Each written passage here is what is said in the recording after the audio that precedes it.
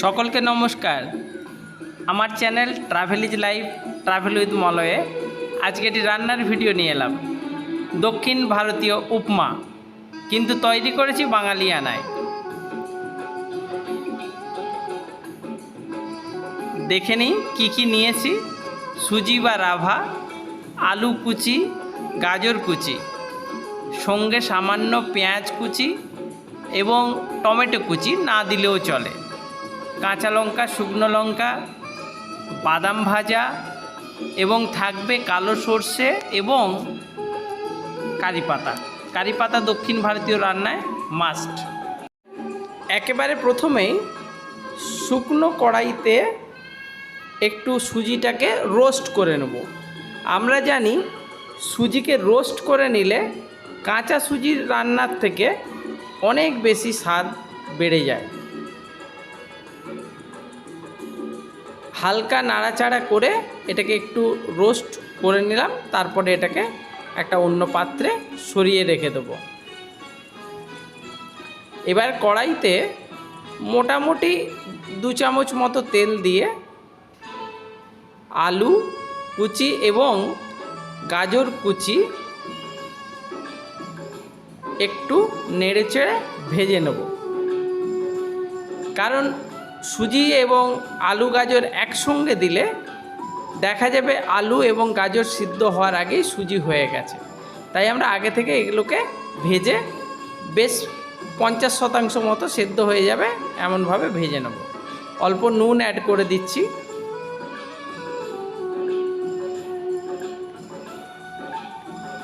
এগুলো ঢাকা দিয়ে অল্প অল্প নাড়াচাড়া করে আমরা এটা একটু ভাজা ভাজা হয়ে আসবে। তারপরে এটাকে আমরা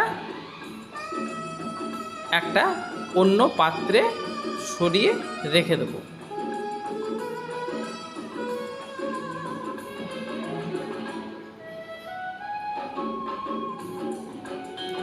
আলুগুলো প্রায় ভাজা ভাজা হয়ে এসেছে।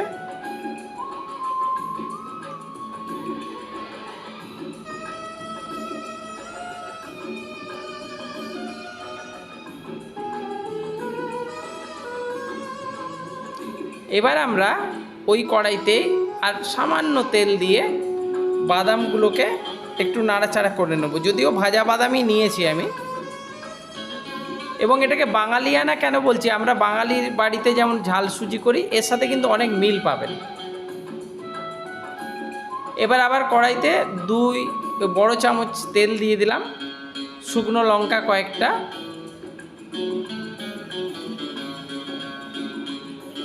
ছোলার ডাল 2 বড় চামচ,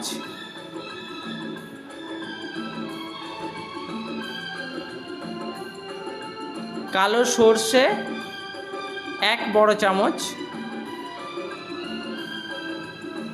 এবং অবশ্যই কারি পাতা দিয়ে আমরা এটাকে নাড়াচাড়া করে নেব। যখন এগুলো ফটফট করবে, অর্থাৎ স্প্রুটার হিসেবে যখন এটা কমপ্লিট হয়ে যাবে এবং কারি পাতা সুন্দর একটা গন্ধ বেরোবে, তখন আমরা পেঁয়াজ অ্যাড করব। খুব ছোট ছোট করে পেঁয়াজ আমি কেটেছি, তার সাথে টমেটো কুচি যেটুকু ছিল দিয়ে দিলাম।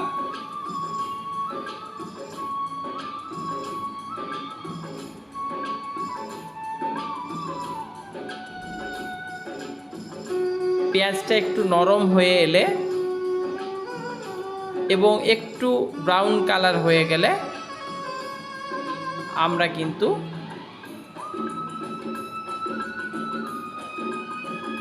আস্তে আস্তে সুজিটাকে অ্যাড করব। আস্তে আস্তে কেন বলছি, একটু ছড়িয়ে ছড়িয়ে করতে হবে। কারণ আমাদের একটা আশঙ্কা থাকে যে সুজির লাম্প তৈরি করে ফেলে জল পেলেই, ঢেলা ঢেলা যাকে বলি, ঢেলা ঢেলা হয়ে যায়।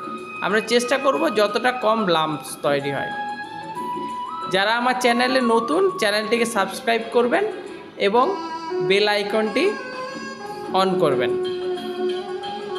আমরা এইভাবে সুজিটাকে নাড়াচাড়া করছি। এখনও জল অ্যাড করিনি।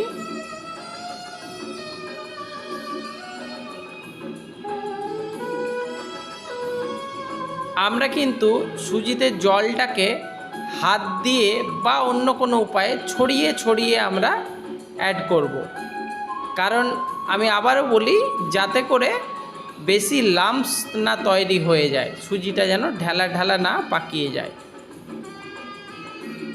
অল্প অল্প করে জল অ্যাড করতে হবে এবং তার সঙ্গে সঙ্গে নাড়াচাড়া কন্টিনিউ করে যেতে হবে। এবং একটা জিনিস, সুজি আস্তে আস্তে সেদ্ধ হতে শুরু করলেই বাড়তেও শুরু করবে, কড়াইতে বুঝতেই পারবো আমরা সেদ্ধ হয়ে আসছে। এবারে এর সাথে আমরা ভেজে রাখা বাদাম, আলু এবং গাজরগুলো অ্যাড করে নিলাম। তারপরে আবার সেগুলো ভালো করে মিশিয়ে নিলাম। আমরা এটাকে দেখে নিচ্ছি, লাম্পসগুলো যদি তৈরি হয়ে যায় সেগুলোকে একটু নাড়াচাড়া করে করে ভেঙে দিতে হবে এবং আস্তে আস্তে জল অ্যাড করতে থাকতে হবে ততক্ষণই যতক্ষণ না মনে হচ্ছে আমার সুজিটা সম্পূর্ণ সেদ্ধ হয়ে গেছে। আলু গাজর আগে থেকেই ভাজা থাকায় এটা অনেকটা সেদ্ধ হয়েই ছিল।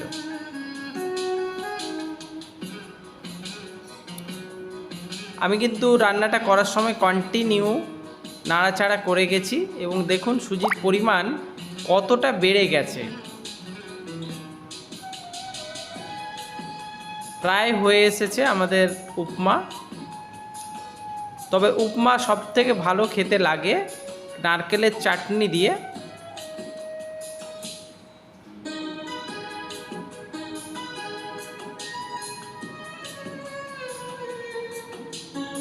আমাদের উপমা কিন্তু তৈরি।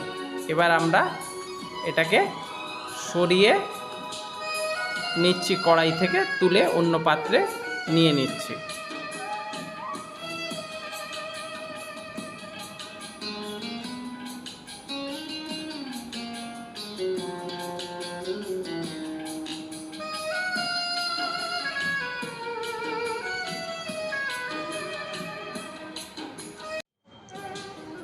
উপমা তৈরি। জানি না কেমন খেতে হবে, টেস্ট করে দেখি। এবং আমার সঙ্গে তো দীপঙ্কর বাবু আছে, কন্ট্রোলার অফ ফিনান্স, উনি এটার সার্টিফিকেট দেবেন। Thank you.